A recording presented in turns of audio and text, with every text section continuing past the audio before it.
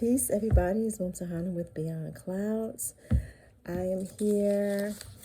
I have something nice from my son's collection that he left behind here.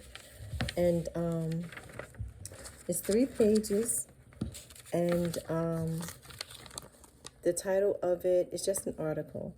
And the title of it is Link with Algonquins, Jackson Whites by Janet Olson. And it was written in February of 1964. Before I begin, I want to make it clear about the term Jackson Whites. First and foremost, it is a derogatory term that is used for the Ramapough, Lenape, Native Americans. And it's not cool. It's the equivalent of the N-word. So please do not refer to them as such. Saying it around the wrong person might get you bopped in the mouth. And it's just not cool. And it'll go into a little bit of where that whole term came from, okay? So again, Link with Algonquins by Jackson Whites, and it's by Janet Olson. You may be able to look it up and find the PDF. Written February 1964. So, in the high rocks of the Ramapoughs, there live communities of the people known as Jackson Whites, with their own codes of morals and laws. Their origin, and the name itself, presents an intriguing mystery which has long been of interest. Unfortunately, due to a lack of facts and records, attempts at solving this mystery have resulted in material of a sensational nature, compounded of fiction, fairy tales, and legend. Certainly, these tales have no relation to the people now living there. They do carry in their blood our only link to the various tribes of the Algonquin Indians who were in Rockland County. Indeed, these mountain people sometimes refer to themselves as Indians. One persistent fiction is from a slim book by the late J.C. Storms of Park Ridge, New Jersey, titled Origin of the Jackson Whites of the Ramapough Mountains, published in 1936. It sounded so true and factual that it has been used as a basis for other articles and stories ever since. Storms' book describes a man named Jackson, employed by the British government, who brought to this country 20 shiploads of women of ill repute. They were to pacify the lusts of the British soldiers stationed in New York City during the Revolution, and allay their attacks upon the native female population. At the close of the war, these women were supposed to have crossed the Hudson River, 3,000 or so of them with their children, and made their way, harried by dogs and angry farmers, up the Saddle River Valley to the Ramapoughs, where they settled. This is a considerable number of people to march through any countryside and presents a vivid picture, but research can find no truth in it. In England, interested persons have looked in vain through the War and Navy records for mention of a Jackson with such an assignment or of ships used for transporting women. At that time, all arrivals in New York were a matter of strict record, and New Jersey had laws against illegal entry into that state. Nothing can be found in those records, nor do the newspapers of that time refer to visits of British soldiers to Jackson's stockade. An article published in the Nyack Journal News of 1935 suggests that Jacks, a colloquial term for a free slave, might be the true derivation of the word Jackson. In a recent work, it is stated that the simplest explanation, but hardest to prove, is that Jackson White is a generic term from Jacks and Whites. This is now generally accepted. So in other words, Jacks was a term that was used for free Black Americans. And of course, whites, we know whites, who or what type of people whites refer to. And so in that area, there were free black people and whites. And so people, around them, their neighbors and such, would refer to the people there as jacks and whites. But of course, our vernacular, even nowadays, we don't often, express or accentuate and in something. So it sounded like Jackson Whites, not Jackson like people, say it nowadays, like Andrew Jackson, whatever, Jackson has a surname, but it was Jackson White, so Jacks and Whites. So that's where they say the name most probably came from. Moving on. Storms believe that another white element was introduced in the Ramapough Mountains by Haitian soldiers seeking refuge there. The Haitians were Germans. This could be, but there were Germans already there who had been brought over long before the Revolution to work in the iron mines in the mountains. The famous chain across the Hudson was forged from that iron.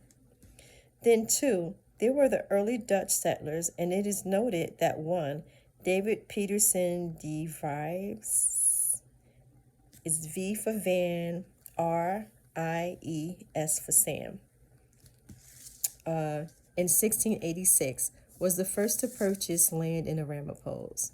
That name exists at the present time in the county. Claudius Smith, whose cave in these hills has been visited by generations of hiking Boy Scouts, could have had companions who continued living in the mountains after their leader was hanged in 1789. Later, a Negro element was introduced, runaway slaves perhaps, seeking freedom in the hills. We know there was an underground for these people, with stations across the county. The true Jackson Whites usually have a reddish or brown pigmentation in their skin, proof of their racial inheritance. Science has been interested in the incidence of albinoism that persists among them, and though most of these people are shy, an albino Jackson White woman became wealthy by appearing in a circus as an Australian wild bush woman. For many generations, these people have lived their free and independent lives, intermingling and intermarrying among themselves. In earlier days, game and fish were abundant, and gardens were planted in clear spaces among the rocks. Their tools were made by hand, cherished and passed from father to son. They excelled in the knowledge and uses of herbs. Possibly due to their outdoor life, they still have a reputation for hardiness. Their crafts are well known, and examples are eagerly sought by collectors today. The men carved axe handles, bowls, spoons, ladles, and scoops of different woods. The scoops were for bailing boats, practical because they would float, and were as different and individual as were the men who made them. A different design of scoop, rounder, was made for use in the dye vats at Garnersville. Their skill at weaving baskets has been attributed to an Indian heritage, but may have been from the Dutch as well. Baki, Dutch for box or basket, swamp, now a part of Bear Mountain Park, was inhabited by basket makers. That the Dutch were basket weavers is shown in a detail of one of Peter Bruegel's famous Christmas paintings, done about 1560, in which a hovel appears with a large basket used for a chimney and with a basket showing through the ice, possibly used as a fish trap. The design is very similar to those found in the Ramapoughs. The Jackson White baskets were made of wood splints, black ash, or hickory. The wood split by the men. Some of the baskets were woven by men, but it was usually the women who made them. These baskets are strong and usually large, useful for picking fruit, carrying wood, laundry, or even coal, and could last for years. Some were decorated with colors, the dyes made from roots, barks, and berries. When spring came, down from the hills they brought their winter's work to trade or sell to the farmers in the valley. I am told they walked as Indians did, in file, men first, then women following with their handicraft. These are arts These are arts which have vanished. Yesterday there were plenty, today there are none. The folks who made them are old now, and the weaving and carving is too hard. The younger generation have other ways of making a living and are using opportunities for education which have long existed but not always been accepted. Life in the mountains made no demand for reading and writing, and there are many living there now who can do neither. There are many job openings in Mawa and Suffern and Patterson for these people in the cabins on the mountains. Described as rather primitive at the turn of the century, are now becoming neatly painted houses with good cars parked at the door. A license to drive a car or truck requires an ability to read, which indicates a higher educational level is beginning to prevail. Of course, these people do not all live in the mountains. They live in communities all over the county and will, in the foreseeable future, be as integrated as the Indians who were here not so long ago. It concludes with, this is the first of 2 articles on the mountain people in Jackson Weiss of Rockland County. The second will appear in the March issue of the new magazine. And again, you may be able to find this and the second article as PDFs online. I'm not sure. I, of course, have no idea where Two Clouds got this from because he just has all kinds of stuff. Thankfully, a lot of things, he had been bringing things home over the years here and there. And so I remembered he had things up in the attic and downstairs. So alhamdulillah, I have a lot of things, even though a lot of things are still missing. But anyway, I think this was a good article. Let me know in comments what you think. Do you think it's beneficial? Do you think it's accurate? Do you know of any information that you can add to this or that can prove or disprove any information? Again, it was written in 1964. That's what, 58 years ago?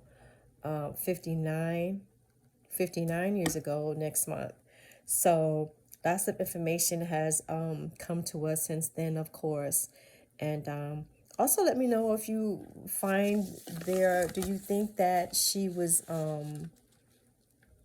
respectful in her writing? Do you think there were like racial undertones there, anything like that? I'm curious as to what you think about this article.